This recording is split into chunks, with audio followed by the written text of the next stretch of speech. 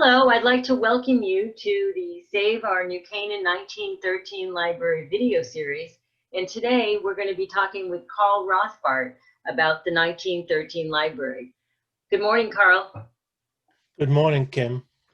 I'd like to go over Carl's impressive biography, and then we're going to go through some wonderful slides that he's prepared for this video. Carl Rothbart is a partner at Architectural Preservation Studio, a 15-person firm that specializes in the preservation of historic buildings with offices in New York City and New Canaan, Connecticut. Carl has 40 years of experience solely in the field of historic preservation and has worked on some of the most iconic structures in America, including the Vanderbilt Breakers Mansion in Newport and the Guggenheim Museum in New York City. He is the vice president of the New Canaan Preservation Alliance and also a commissioner on the New Canaan Historical District Commission. Carl was part of the architectural preservation team that prepared a detailed report on the significant current conditions and future uses of the 1913 library. He has also worked extensively with municipalities and towns all over the country to work on preservation of buildings. Carl, would you like to add anything about your background before we move on to our specific case study or subject today, which is the 1913 library? Well, I just would add that I am currently working on restoring a historic library in Granby, Connecticut, that we're also bringing up to ADA requirements and doing a restoration of. And we've worked on many historic structures, again, throughout the Northeast, and have worked with municipalities on most of the projects and private organizations and a number of non-for-profits. And I'm a 26-year resident of New Canaan and a major friend of the 1913 library. I think it's one of the most important and historic structures in our town. What I'd like to do is just go over what the scope of the project is and maybe clarify some misconceptions that there may be about the project. So I'm going to now go to a display of the screens.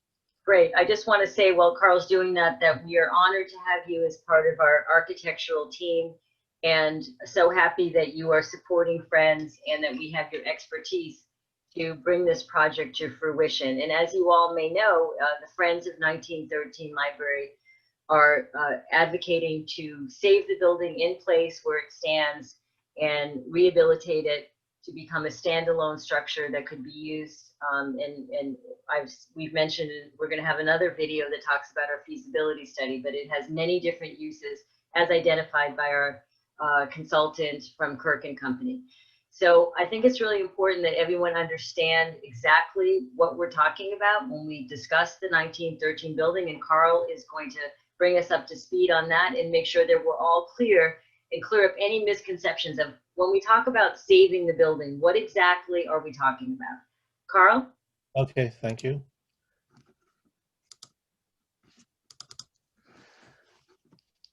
Okay, well, this is the library as it exists today. It's a beautiful structure, but we're going to get into, oh, I'm sorry.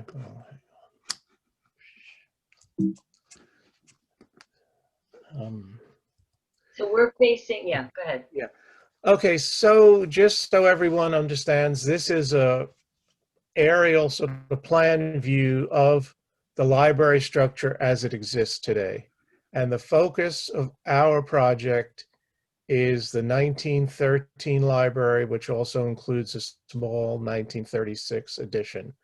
Everything else will be removed as part of the new library project, which will, this is a view of the new library complex and the building we propose being saved, which is at its closest point 70 feet from the closest edge of the new library, the proposed new library. So there's plenty of space between the two buildings. And even with the 1913 building in place, there's plenty of space for a green for the town. And also, it seems like the green would be a more well-defined space because it will sort of be enclosed on three sides instead of just floating open into two major roads in town. And it would just be a nicer space to be in for any performances or activities that were proposed to take place outdoors.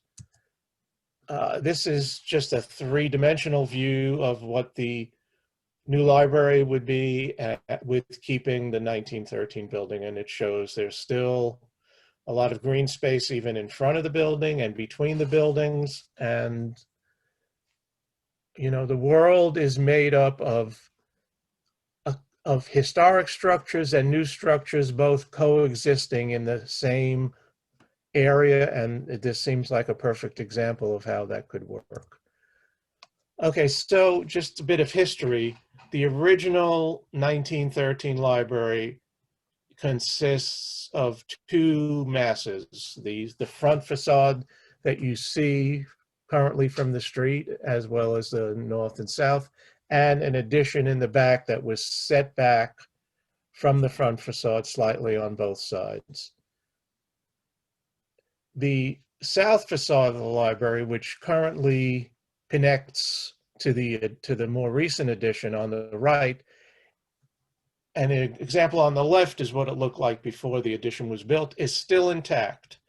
Behind the new addition, inside the building, you can still see the front facade behind the reference desk. It still exists, so it will be easy to remove the addition and re-expose that south facade of the building.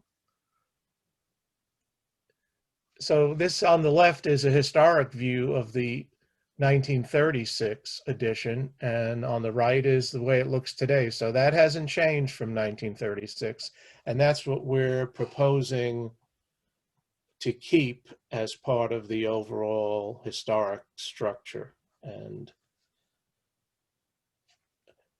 this is a drawing that just shows the original building, the addition, the dimensions, and the square footage.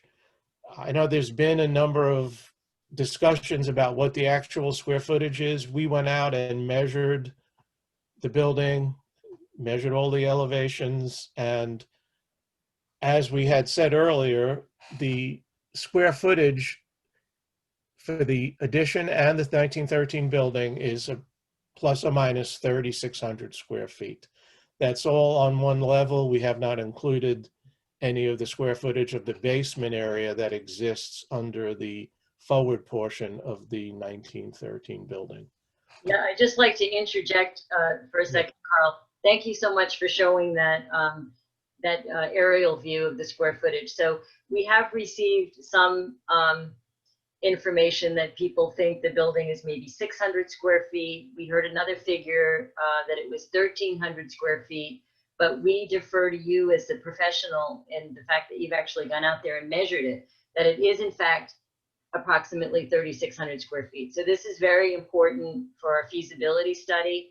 And the feasibility study is all based on that square footage, because that then translates into the financial outlook for the building, that it can in fact be rented as a standalone space or perhaps with two tenants, and that really impacts its use. So clearly we're not trying to save a building that's only 600 square feet. It's a small building, but it does definitely have a lot of different possible uses because it's so flexible, the layout. And maybe we can talk about that a little bit, Carl, either now or as we move on with the presentation, that the inside layout is very flexible and can be retrofitted for different types of tenants. But I just wanted to bring that point out.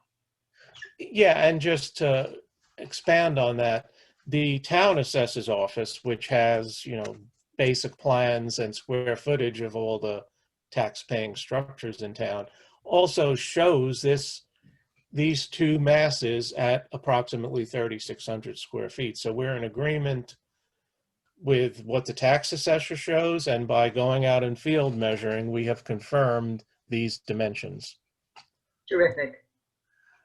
Okay, so last March, we, as part of the historic building group, put together a report that was sent to the town in response to questions and concerns that were raised by the library and other people. So I'm not going to read this, but I just want to go through a few of the So can I critical stop things. you for 1 second, Carl? Sure. So there was some reports, if, and quote me if I'm, or, correct me if I'm wrong, but that the building was in disrepair, that it had a lot of problems. And that's what we're going to address right now, is there were people that were part of the Friends group that actually walked through the building and corroborated these findings that you're going to be reporting. Right. And the thing is that back in January, when the library made public for the first time what their plans were for the new library, we found out at that point that the plan included demolishing the 1913 building, which was a surprise to us and to many people in the town who love this structure and think it's a very important building in town. So we just went through the history of the various phases of the building, the additions, what purpose it served. But basically, the report was issued and our field visits were to address concerns that the library had about the condition of the building. And it had to do with the loss from these, this is from their perspective. They felt that much of the original structure no longer would remain once the rest of the library was demolished. And what we found with that is that 90% of the exterior walls are in place, and it's just in the southwest corner where the reading room connects to the rest of the library that's been opened up. So that would have to be recreated. They also said that the building had a condition of having floods and a lot of water damage. And we were in the basement and up in the attic and found no signs of that. And as well, they said the exterior of the building was in bad condition. This is something, specifically that I've been doing for 40 years, as Kim said, is going out, surveying historic buildings, determining condition, deficiencies, how much work is necessary. And the 1913 library is in exceptional condition for its age, and, it's been well maintained. The exterior needs an absolute minimum of work. There's just some repointing, maybe freshening the painting of the woodwork, but that's not even in bad condition. Uh, Two other things that they see as an issue is making the building, when it stands alone, as a barrier-free, providing ADA access. And that's something that can easily be accomplished from the back of the building, which is more or less on grade with the existing lawn, and the path can be created to the back of the building from either the new library or from the street. And they were concerned about the future maintenance of the building. Again, the building is a solid stone building. It is currently in good condition. It's over 100 years old, and we, have plans for what it would take to maintain it for the next 100 years. So just to get a little bit more specific, the exterior walls, are stone and brick. They are in really incredibly good condition. We, as I said, had gone down into the basement and looked at the foundation walls, which we were told were crumbling and suffered from major water infiltration, and none of that was visible or obvious when we surveyed the basement. We know, and it's true, that there have been a lot of problems with the library structure from flooding and water damage, but really all of that is on the more recent additions that have spaces below grade. And the 1913 library is higher up on a hill, and there has been no indication of any water damage to that basement. In terms of barrier-free access, I think, I talked about that. One other comment they had is currently the building is serviced by the main library's mechanical, electrical, and plumbing systems. And once the main library is demolished, it would be a huge cost to make the 1913 complex a freestanding and self-sufficient structure in terms of, plumbing and electrical and mechanical systems. And, we don't think that is a big issue. Again, if you think about 3,600 square feet as a standalone building, that's the size, more or less of the average new small house in New Canaan. So bringing electrical and plumbing and, an HVAC system into a building that size is really not a major issue at all. And we put together a cost estimate for restoring, renovating, bringing the 1913 and 1936 addition up to code and usability. And I have an estimate of $928,000, which I can go through. I've been doing cost estimating for. Carl, I just want to stop for 1 second. And you said 928, but you mean 828. I'm sorry, 828. I wanted to correct that so that everyone knew that. No, very true. 828,000.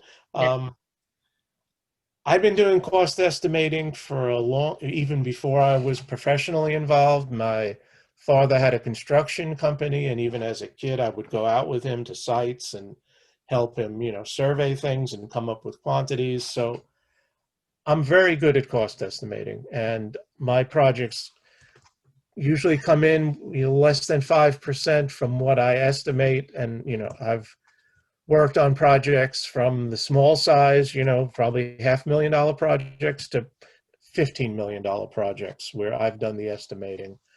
So just to quickly go over what we see the scope that's necessary for bringing the building up to a standalone structure in, good condition. There is some site work and landscaping work that will be necessary once the addition to the library is removed. That's about $50,000. There's miscellaneous exterior work. There's some repointing. There's a crack that needs to be repaired. There's some, minimal wood repairs and repainting of the woodwork, about $25,000.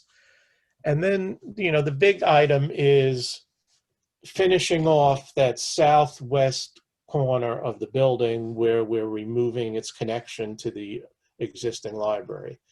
And that's an area where we have flexibility because even based on the Secretary of Interior standards for how you work and add to a historic building, there is the opportunity there to complete that facade with potentially a modern element that would relate to the new library. We don't have to rebuild it so it looks like it matches what was originally there.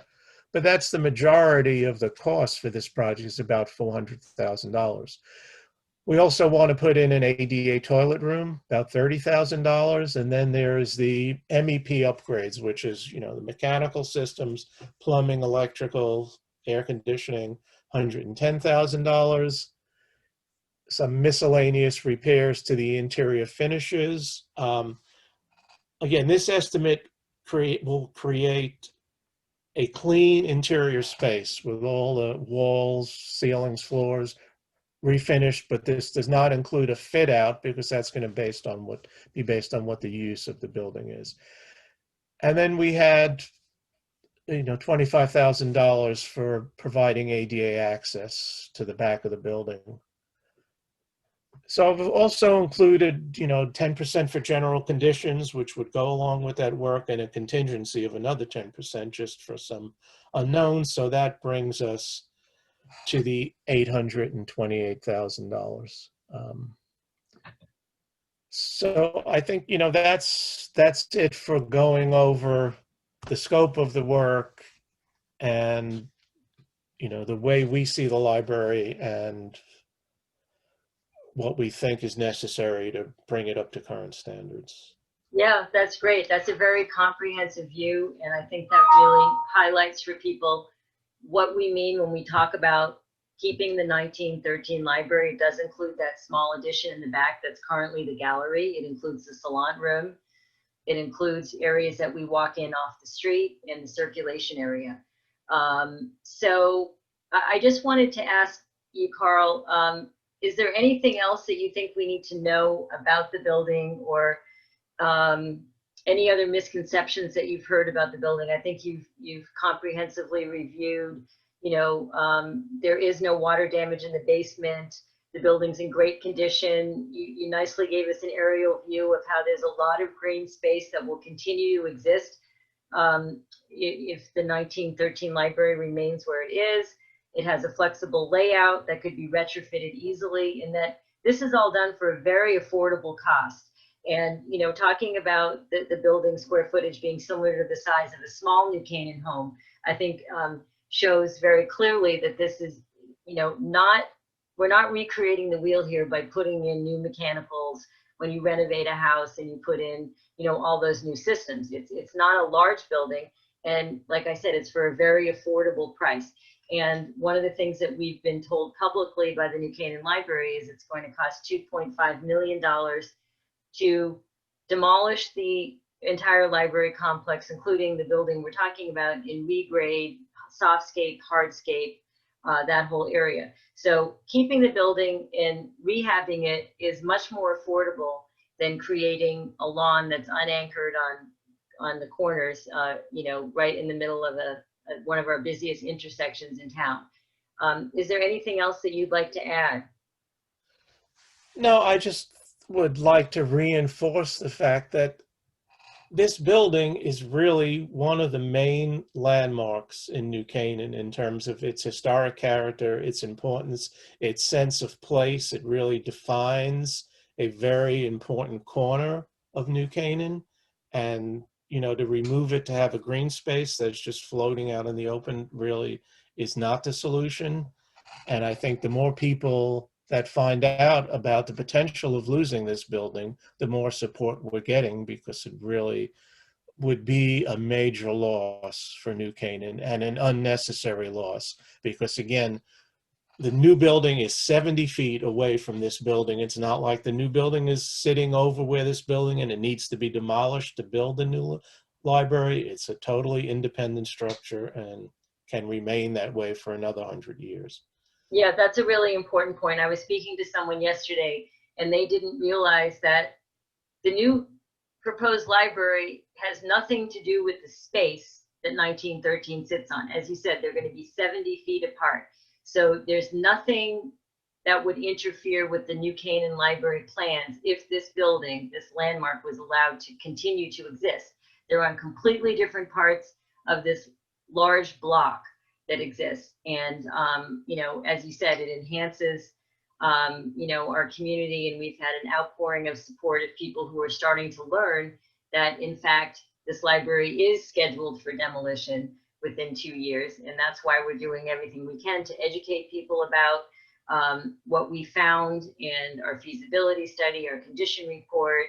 And I want to encourage everyone to continue to look for more videos that we're going to be adding to this video series. And I'd like to thank Carl for working so hard to provide all this documentation and really transparency for me and for all the New Canaan taxpayers, that sees very clearly that this is a very doable, very affordable project. And it really is our sense of place in town. And it is one of the cornerstones of the community. So I want to thank you for participating today, and look forward to our next video. Thank you, Kim, for putting this together. Thank you, Carl. Bye-bye.